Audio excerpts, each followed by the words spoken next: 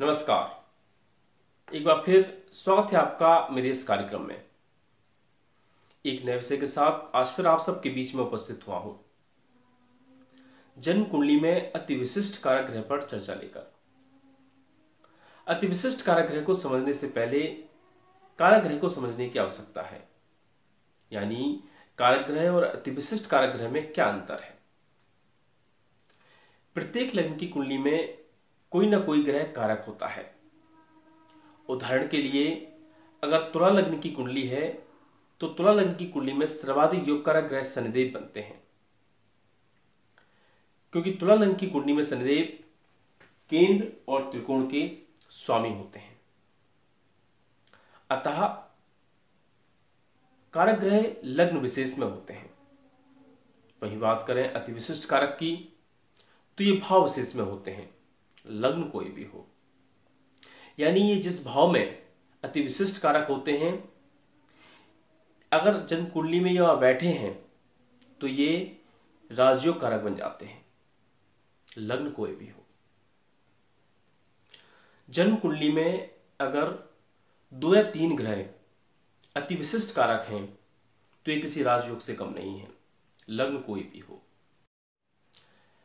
प्रायः देखा गया है कि किसी व्यक्ति की कुंडली में कोई राजयोग है तो ऐसा व्यक्ति पद प्रतिष्ठा मान सम्मान सब कुछ प्राप्त कर लेता है। तो वहीं ये भी देखा गया है कि यदि किसी व्यक्ति की कुंडली में कोई राजयोग नहीं है लेकिन व्यक्ति तब भी सफल है, उसे भी पद प्रतिष्ठा मान सम्मान सब कुछ प्राप्त है। इसका सीधा सा कारण है कि उसकी कुंडली में 3 या 4 ग्रह अति विशिष्ट कारक होकर बैठे हैं। अगर आपकी कुंडली में भी 2 या 3 ग्रह अति विशिष्ट कारक होकर बैठे हैं तो निसंदेह आप भी जीवन में अवश्य ही सफल होंगे, पद प्रतिष्ठा मान सम्मान सब कुछ प्राप्त करेंगे। अब समझ लेते हैं कि जन्म कुंडली में किन किन भाव में कौन कौन से ग्रह अति विशिष्ट कारक होते हैं। एक चार्ट के माध्यम से समझने का प्रयास करते हैं। तो सबसे पहले बात करते हैं लग्न की। लग्न में चंद्रमा अति विशिष्ट कारक होते हैं। अगर चंद्रमा लग्न में बैठे हैं तो ये अति विशिष्ट कारक हैं, लग्न कोई भी हो।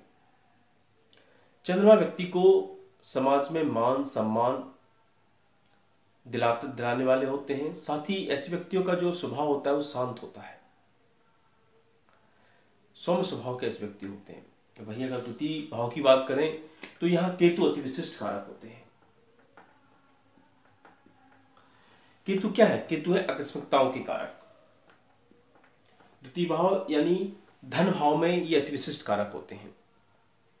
तो यहां होने से व्यक्ति को जीवन में आकस्मिक धन लाभ होता रहता है। ससुराल से, लॉटरी से, सट्टे से व्यक्ति को गड़ा हुआ धन मिलना, आकस्मिक धन लाभ व्यक्ति को जीवन काल में होता रहता है। वही बात करें अगर पराक्रम की तो यहां शनि और राहु ये 2 ग्रह अति विशिष्ट कारक होते हैं। अगर पराक्रम भाव में शनि और राहु बैठे हैं तो व्यक्ति को पराक्रमी बनाते हैं, यानी ये यहां अति विशिष्ट कारक होते हैं। ऐसा व्यक्ति अपने पराक्रम से जीवन में सब कुछ प्राप्त कर लेता है। वहीं अगर बात करें चतुर्थ भाव की तो यहां शुक्र अति विशिष्ट कारक होते हैं।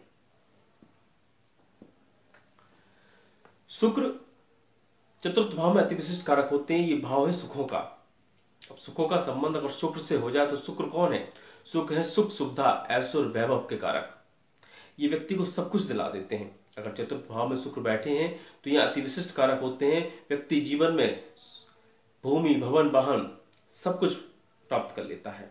वहीं अगर बात करें पंचम भाव की तो यहां देवगुरु बृहस्पति अति विशिष्ट कारक होते हैं।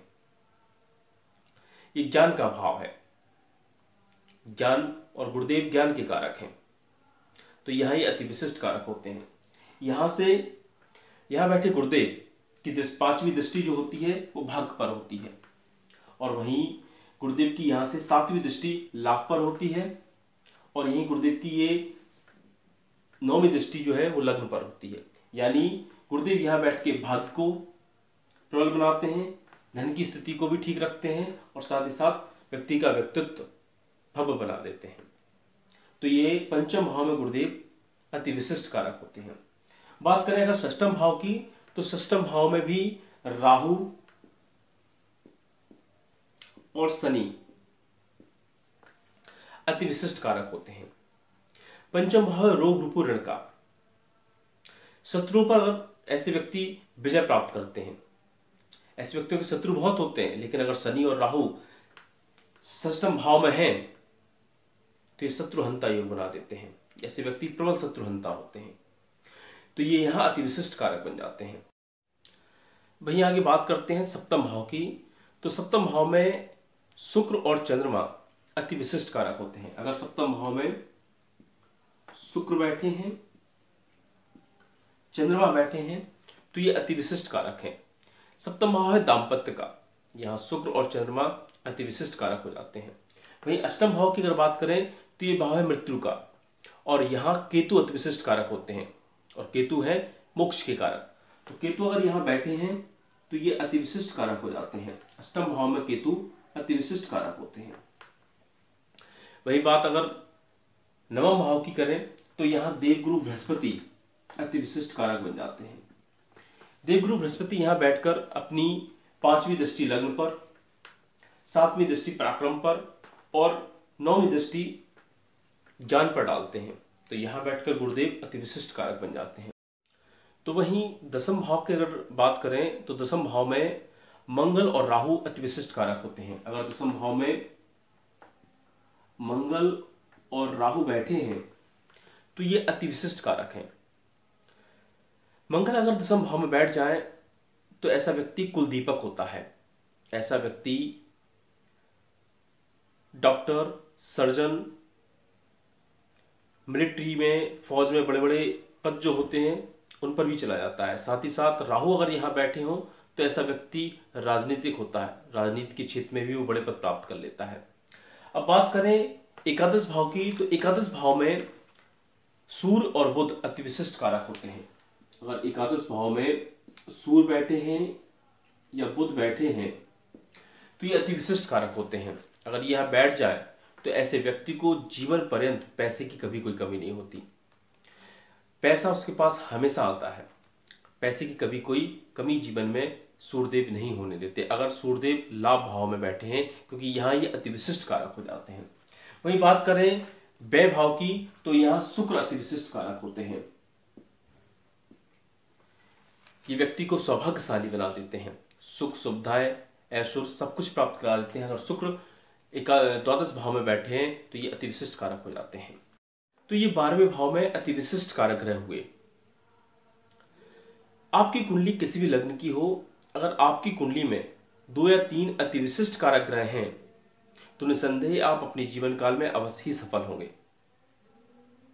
अब यहां ध्यान देने की बात यह है कि आपकी कुंडली में 2 या 3 अति विशिष्ट कारक ग्रह हैं, लेकिन वो अति विशिष्ट कारक ग्रह कमजोर हैं, यानी मृत हैं, अस्त हैं, तो इनका प्रभाव, ये तब भी अति विशिष्ट कारक होंगे लेकिन इनका प्रभाव कमजोर होगा। ये उतना प्रभाव नहीं दे पाएंगे जितना प्रभाव इन्हें देना चाहिए। तो आप अपनी कुंडली खोलिए और देखिए कि आपकी कुंडली में कितने अति विशिष्ट कारक ग्रह हैं। इसी के साथ आज्ञा दीजिए, एक नए विषय के साथ फिर उपस्थित होऊंगा। तब तक के लिए नमस्कार।